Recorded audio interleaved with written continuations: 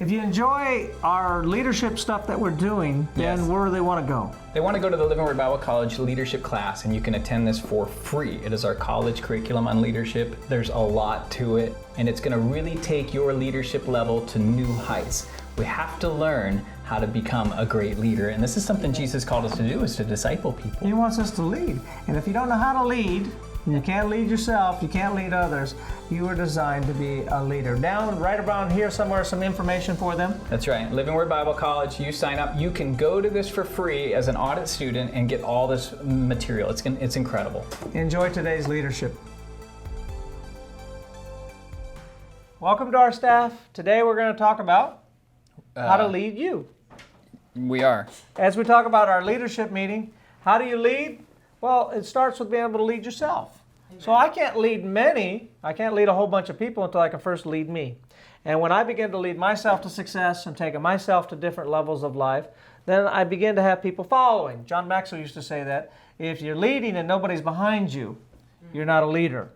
And it all starts with the ability to lead yourself. And look at David when he came running into Jerusalem and the Ark of the Covenant, and then he shows all this displays passion, and he's dancing before the Lord, and he's, as a leader, he's leading himself in this moment, isn't he? Kind of being led by God and setting the tone. He'd just become king, but he was setting the tone for the kind of kingdom this was going to be. This was going to be a kingdom that worshiped and praised God and put God first.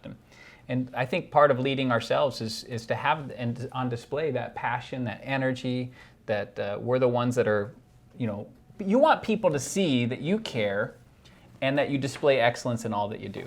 Magnificence, as you like to say. Yes. Because people want to follow a winner.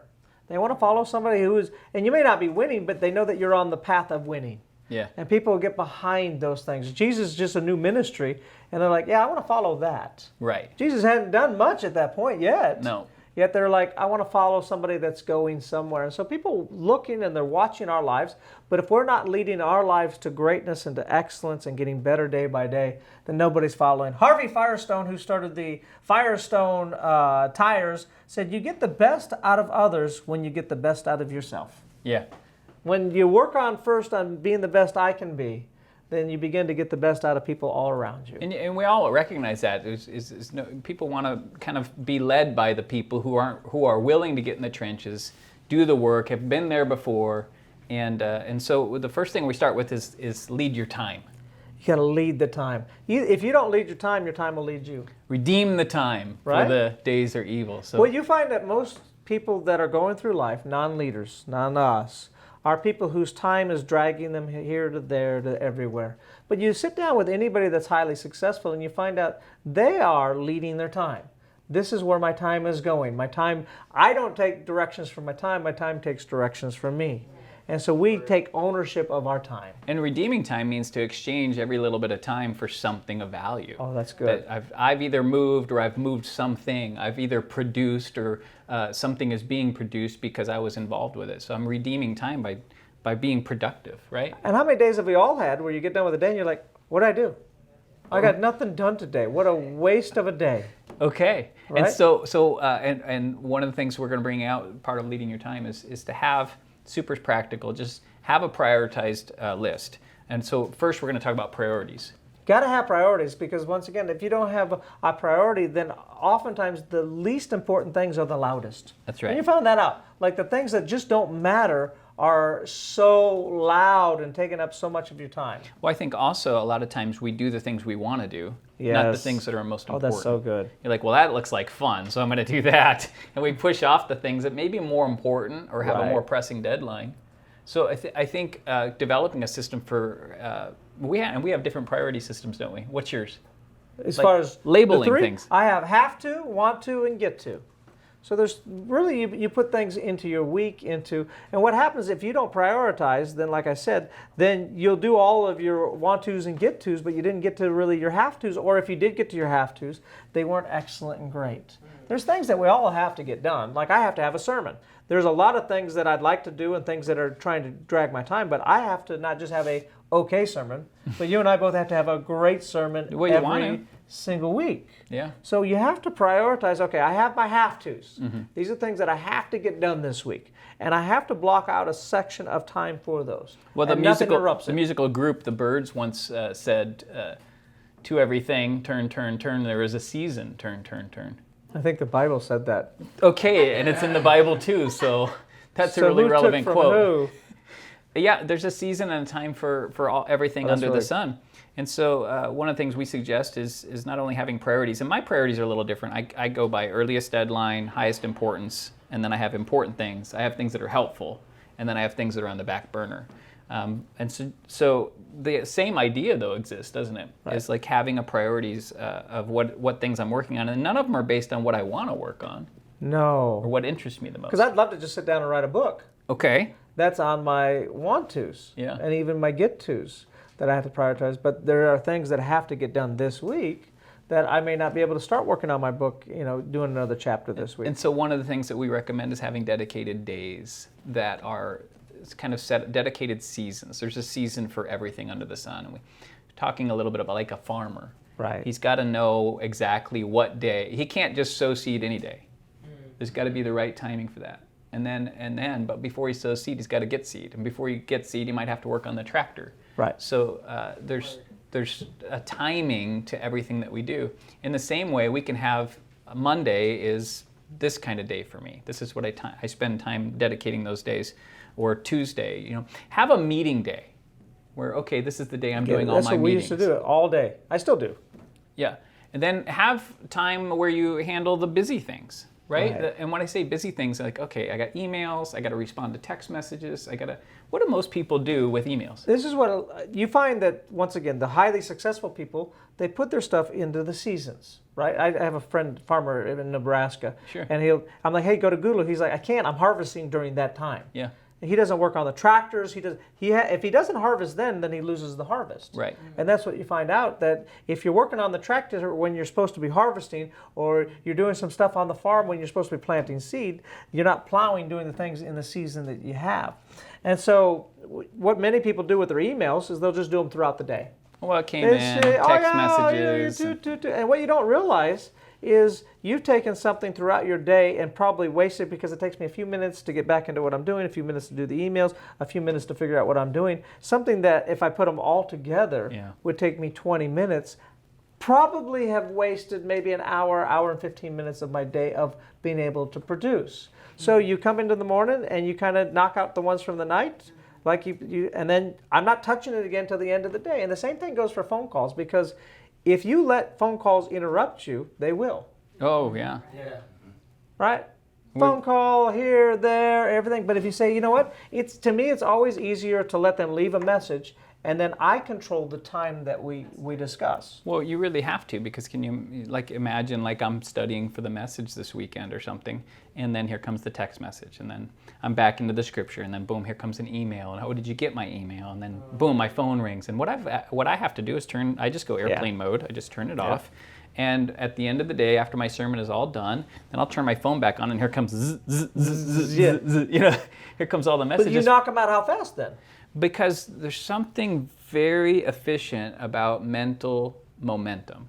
That's so good. So when I focus on the same thing for a long period of time, it gets faster and more efficient and faster and more efficient. Anything you've done for a long period of time, gamers know this, right? You're playing video games, and this coordination and these things, as you do this for a long period of time, gets faster and faster. Musicians know this. As the guitar player plays the scales, and as he scales and scales and scales, he gets faster and faster and more efficient and more accurate. And so then the time becomes, you're learning the piano? Yeah, I'm doing Piano Man. And they have this thing where you have to go boop, boop, boop, boop, boop. And it's got to be fast. And so I just sat for about 20 minutes last night just doing this over and over again, because the way he plays it and the way I play it sound way different right now.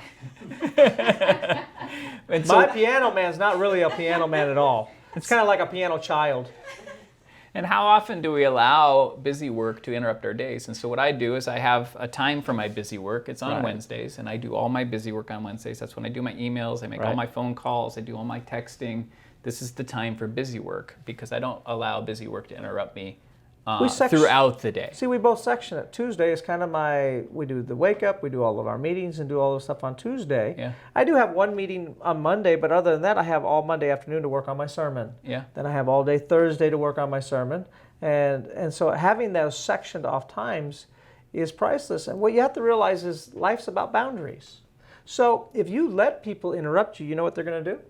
Interrupt you. They're going to interrupt you all day. Hey, All real day. quickly. Hey, real quick. Hey, real quickly. But if you become the person that goes, oh, can you come back at 1 o'clock? Yeah, that's when I do my meetings at 1 o'clock.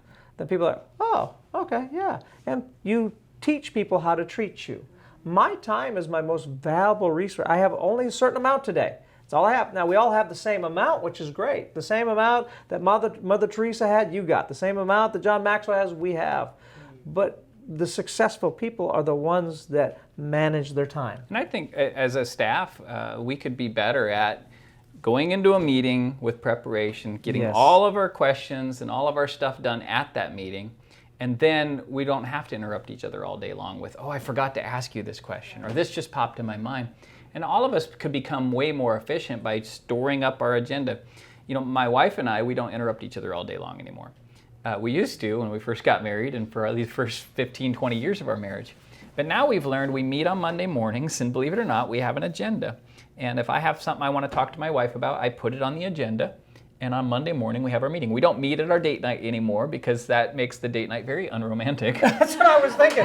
When you taught that, I'm like, well. And we cover our prayer time. We talk about the kids' goals at that time. We talk about the calendar and the in-laws and what's going on. We talk about disciplinary things that need to happen. Oh, because yeah. what we found was happening is that all day long, every day, we were interrupting each other with, oh, do you remember that Matthew's got that orchestra thing? And oh, did you remember this? And we were just, and now we can just talk and be pleasant to each other because we know we have an agenda and a time to meet. It can be the same thing for us as a staff, is take all the little things, put them in an agenda, save it up using Trello, and then when you come together, you go through it all in that time, and then we all go back to work and don't have to interrupt each I other think so a much. great example would be like, let's say you're doing the video for the weekend. I'm just using that example. So you come in the morning, and Monday morning, I would get all my emails.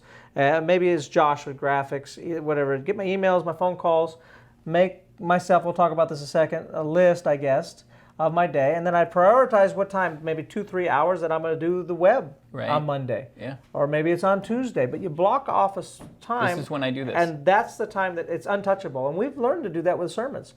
In my early years of teaching, I would have Wednesday for my sermons, but oh my gosh, it's funny how the enemy works, right? You'd have 19 different fires. I have to do this right now. This Pastor, needs your I just attention. need 10 minutes real quickly, here or there. And then all of a sudden it's Saturday night, and I'm like, I got nothing. Saturday night. And I'm stressed out. Most pastors write their sermons on Saturday nights. Most pastors do. Right. And it's because they didn't prioritize their time and dedicate So I had that to go, time and shut that time back off. then it was Martha, no! Nothing touches Wednesday. The door was locked, and her job was to make sure that nothing touched my study time. Yeah.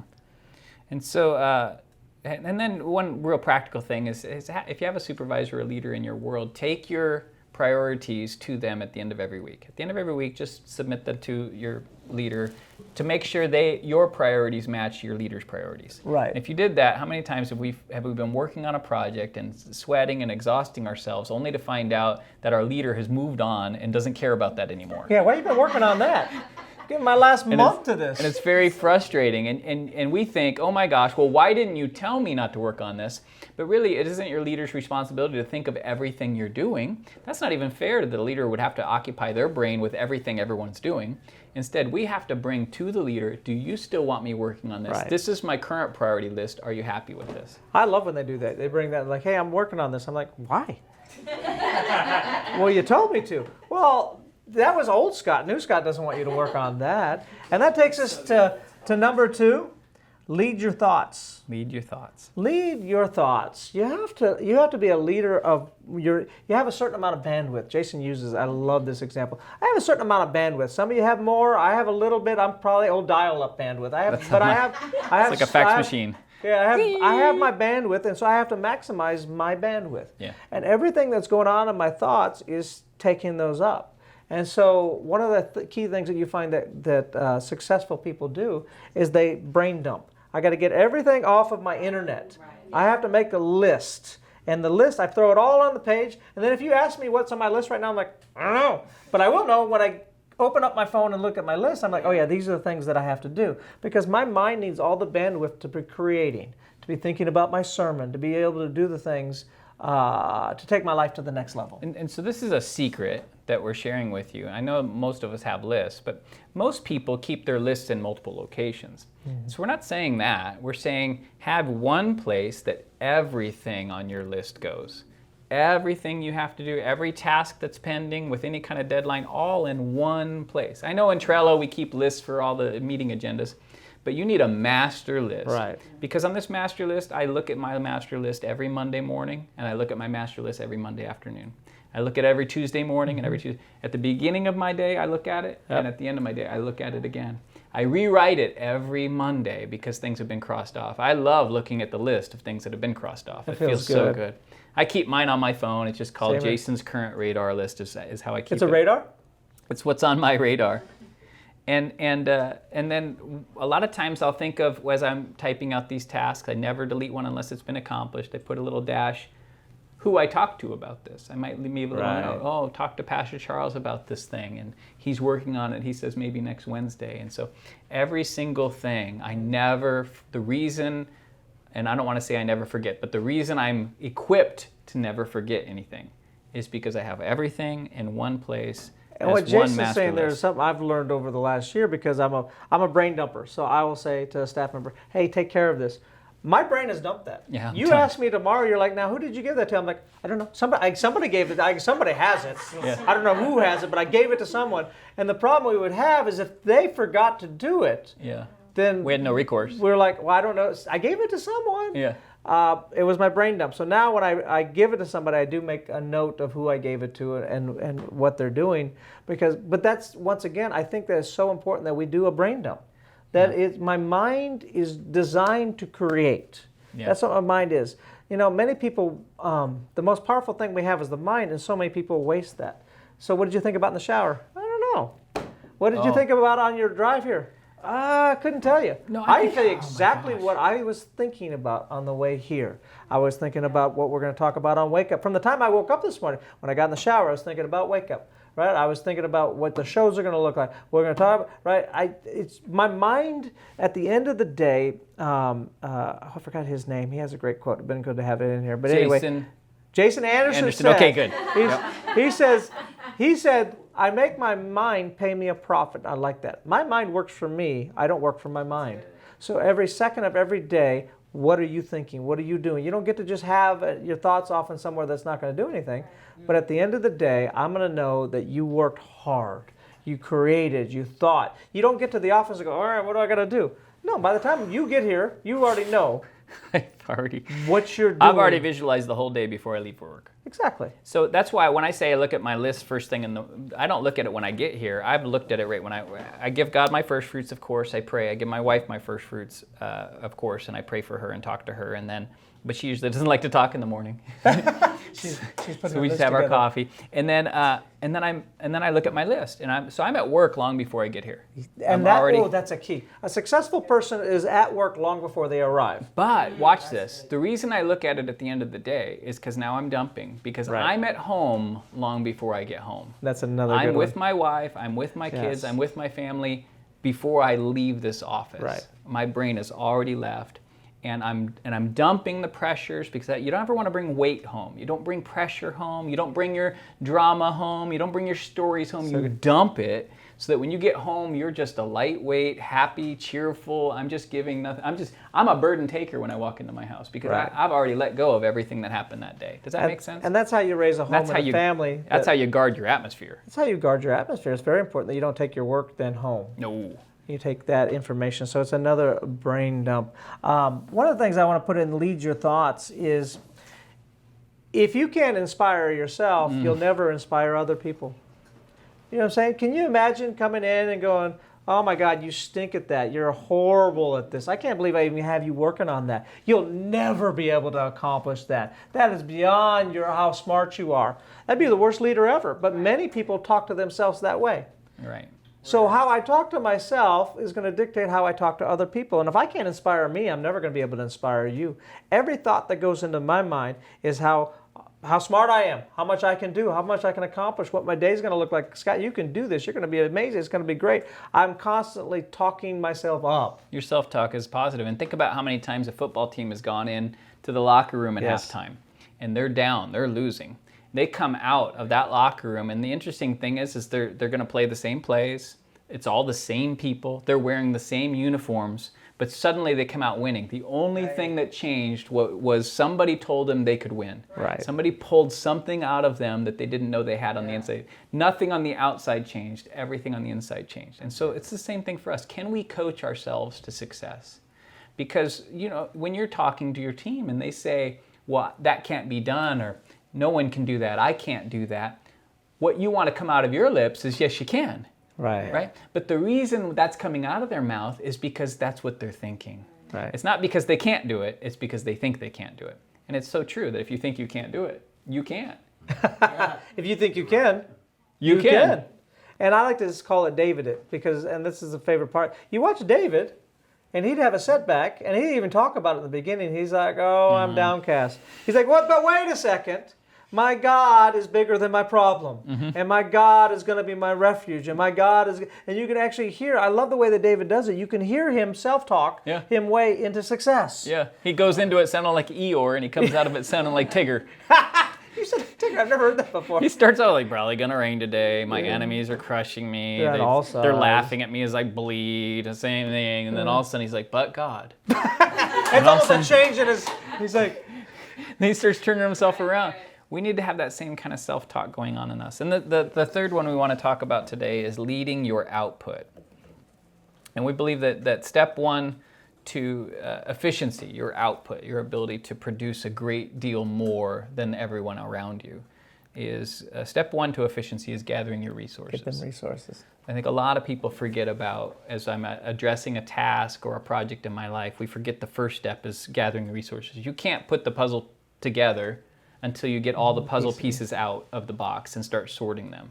In the same way, if the assignment were, I need you to build a watch, you have 30 days, the first thing on your mind should be, I have to get the parts and the tools. And the blueprints. I have to get the shipping happening. I have to order the resources so I can do it. Too many people walk into like a new task and haven't thought through the resources they'll need. And it's very frustrating when you do that because they're like, oh, now it's just going to take forever to do this task because I don't even have what I need to build what I need. And a good point to go back on what Jason said earlier, you show up to a meeting without gathering your resources. Because resources can be your thoughts, can be your ideas, can be what you're going to talk about. You bring everything. It's very frustrating to go to a meeting and nobody has their resources available. Now we spend a good portion of our time trying to gather resources. It's true, and you waste a lot of time if you're making a video, Mel.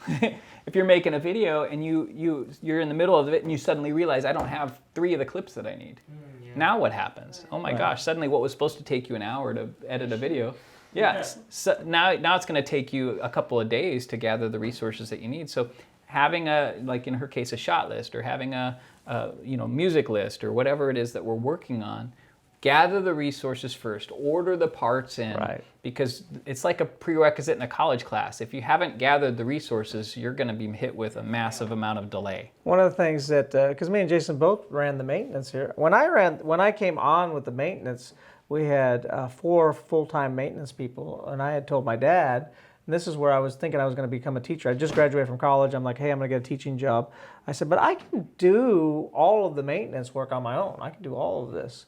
And what allowed me to do what took 4 people to do was they would walk and go, oh yeah, I need a broom, and they'd walk and get a broom and come back. And it was a 55,000 square foot building. Keep in mind. Yeah. They'd get to the room and go, oh, I got a vacuum. I need to get a vacuum, so they go get a vacuum.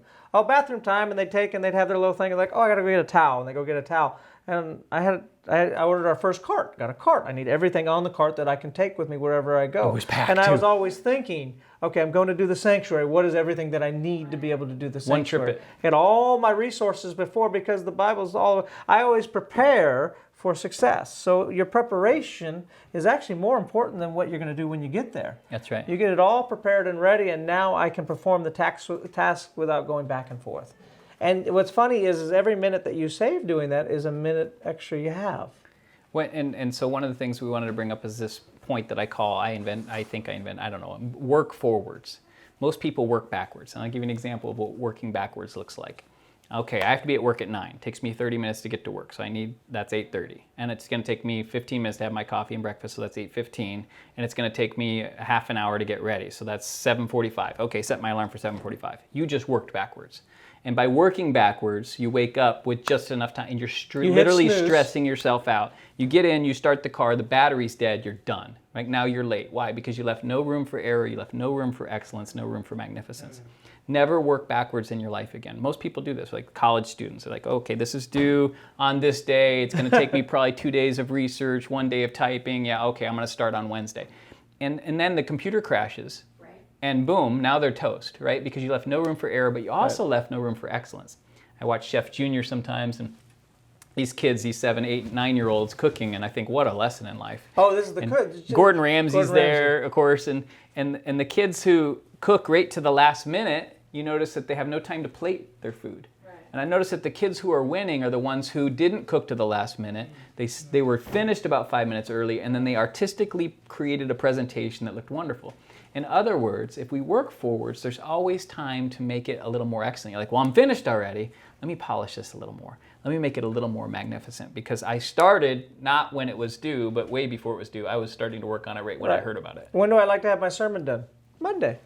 That's 95% of the time my sermon is done on Monday. Is it on paper? No. Could I get up and preach it? Yes, I could get up and preach it on Monday. So that if something happens Tuesday, Wednesday, Thursday, Friday, Saturday, I'm not up Saturday night trying to figure out what my sermon's going to be. Right. Which is interesting because I'm already working on next week. You know what I'm saying? This is how we work forward. Yes. Get it done right, get it done early. That's right. Find a way to do it faster, more consistent, and better.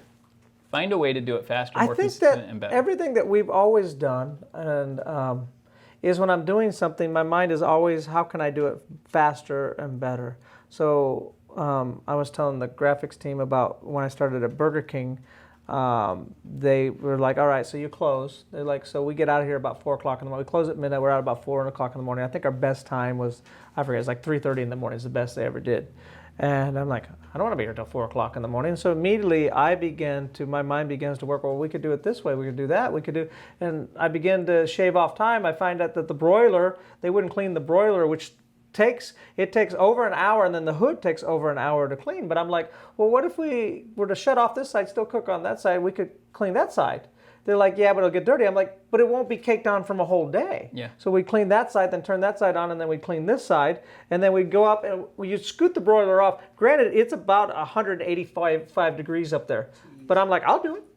I go up there because it gets early, and I scrub the broiler, and I move it to the other side, and I scrub it all down, and come to find out that our record was, we got out at 12:05 was the Scotty record. Yeah, you would mop half the room and close it. And close it. So any customers came in, they would just use this half, but it was pretty light. You would clean out all the fryers except for one, because you only needed one to do French fries. Like a month. It was amazing, and we all loved working for him because he found a way to get us all to go home early. Oh, so good. And still provided great service. It still was excellent to the customers. We never got away from excellence, but everything you do, Ford made his living at finding ways to do things faster and better. Some people are surprised to hear that Henry Ford didn't invent the automobile. He Not didn't. even know. Lots of guys that had automobiles 10, 15 years before he was around. What he invented that makes him so famous was a faster, more efficient way to build an automobile. And the reason we know about Chevy is because Chevy copied Henry Ford in the assembly line. So there's a power to figuring out how to create something faster and better. Both Pastor Scott and I talked about it later independently. We didn't know we both shared this in common, but when we vacuumed the sanctuary, yes, I would time myself with a timer, always, a stopwatch, to see if I could beat my last time's time. And I would change how I would do it. Okay, I'm going to try stacking the chairs this way. I'm going to try moving things this way. And all right, go. And then I would try and do 2 vacuum cleaners at the same time. You know, Dion remembers figuring out ways to beat I beat it by 5 minutes. I beat it by 10 minutes. And I like what he said. He said, I don't want to stay here till 4 in the morning. You know, this kind of thing is actually birthed out of laziness. It is. Yeah. I want to work hard so I can be lazy. We're too lazy to make something take so long and be laborious. Because I want to have fun. Yeah. I really do. One of the things that separately we both came up with this is crazy, because what they used to do is in the different classrooms and in the sanctuary, they would stack all of the chairs and then vacuum. That's what, and then they would And then have have to put them all back out. Oh my back. gosh. And line them up. But what I found out is you could flip the chair, and I got so fast, I go boop, boop, boop, boop, and you flip the chairs so they lean on the back, and you could go under that row, and then you flip them. As you're flipping this row that way, you're flipping the other row back, and you could vacuum the room literally in half the time. Without ever stacking chairs. If I cannot do heavy hard work, Yes. I will always, my mind will always find a way. It's just laziness. It's just lazy. Put to good work. That's a good book. How to lazy yourself to success. Because lazy people, you find out that highly successful people, in a way, design systems out of laziness. Right. They really do. This is a quote we came across. The good work proceeds with tenacity, intention, without interruption, with an equal measure of passion and reason, and it must surpass the goal the artist has set for himself. And I think there's a lot of things that we've covered today that kind of hit all those points, like setting a goal for yourself, but then trying to beat the goal you set. Yeah. And really the last thing we want to bring up is and we'll close with this, as part of leading your output, is learn and grow. And this is something that I've used my whole life, is you don't have to reinvent the wheel. You can learn from someone else and start where they left off. Whether it's in design, whether it's in video, we could be watching YouTube videos of the best person. Katie, she studies the different orchestra guys on YouTube and watches their videos on how to make orchestration and how they make their songs and stuff. And she learns all this stuff about orchestration. It's that she's getting involved in an industry she knows nothing about. She's learning from the best people out there who have already done the work, and then she can establish that from there. And I think the same thing goes for us, is we can follow the great photographers or follow the great singers or musicians, and we could get books from people who have written the very best information they have. And when we're learning and growing, we can start from someone else's resting place. They say that when you're young, you're trying to create your own, but when you get older and wiser, you just copy some of the great stuff that has already been done. Yeah. It's true, because can you imagine, it's funny how we get like, well, I don't want to copy, but imagine if science had to recreate every generation from scratch. They're like, okay, we're not going to teach you anything, go. Yeah. No, they take all the information from thousands of years that we have, and they just build upon that. They have to learn everything that's been done up to that point, and now let's take it further. And the same thing with copying. Mathematicians, copy's the same thing. There's nothing wrong with getting online and finding out what other people have done and go, oh, wow, I like this, I like that. I don't have to redesign something from scratch. Yeah. I don't have to learn how to do something from scratch, but I can build upon it. Jason and I both listen to many pastors, and I'm like, ooh, that's good, I want to use that. Ooh, that's good, I want to use that. Yeah. And you pull it, and then you put your own flavor, and you create from them, and it's in your flavor, your way. You've taken the sermon further. Because anything I've taught, and everybody has taught, everything 50 years from now has already been taught. That's what's funny. You find out, you're like, oh, I got new revelation. Yeah. Then I find out 100 years ago somebody was already teaching it. Yeah. What do you mean you're teaching on grace? No, that's new. Yeah. You didn't have that. Yeah, Charles Spurgeon, he was way ahead of all of us. And that Jesus fella. And that Paul guy. He seemed to be way ahead. So the first place to start, I've been, like Heath and me, we're doing for a conference, like, well, let's just type in a prayer conference. So let's see all the different flyers that are out there. Yeah. And go, oh, I like that. Oh, I like this. Okay, let's see. What can we pull from there? What can we pull from there? Yeah. Because somebody's already put in 50 hours of work. Come on. Yeah. Come on, work lazy. That's right. Amen. Yeah, really become the master of the field that you're over. So if you're, like, for instance, over data, we'll find out, why is data important? How do other churches record data? How do other businesses record data? Let me get some books on data. Let me watch some YouTube videos on data. Let me get super familiar with our church software and how I can pull more data out of it. Maybe call a church that's local or maybe abroad that has the same software we use, and find who their data guru is and make friends with that person. And these are we're giving you attributes and skills that we've learned from our Father or from life or from the Bible, where we interact with pastors. Like he says, I'll watch all my favorite pastors every Monday morning, and I'm not just watching for content and doctrine. Sometimes I don't agree with some of the guys' doctrine, but I notice that they're amazing communicators. That they're very good at holding people's attention. And I go, that was ridiculous. Right. And trying to be inspired and watch the people who are better. Find people who are where you want to be and honor them. That's really what the principle is. I love the word honor. Yeah, you should be talking to some of the big churches around here that are doing some stuff and saying, hey, I want to meet with your youth group pastor. I want to meet. What are you doing? We do this when we go to church conferences. 90% of the is not information that we're like, wow. It's all about what we saw. Ooh, this is how they do their bullet. This is how they do their team. This is how they're doing. We're just grabbing all of the awesome things in the church. Jason gets annoyed when I go out and speak. He's like, oh my gosh, because I come back with news. Before we had our stage, I'd be like, they have a cool stage. And then Jason he's like, he'll never say that again. We'll have the coolest stage. Yeah, I was mad. I want other churches to win, but I want to win. I want to beat them all. And it's so important that you go low and always be teachable no matter where you're at in life. And you just keep that humility of heart that where when Dr. Phil Godot comes to our church, one of the things on my mind without bothering him is after he's been to a couple of the services and preached, I always ask the guest speakers, what could we do better? What would you pick out that we could be better at Living Word? And here's what I have found. The churches that are flourishing year after year that I go back to are the ones that ask that question. But the churches that stay stagnant are the ones that never ask me.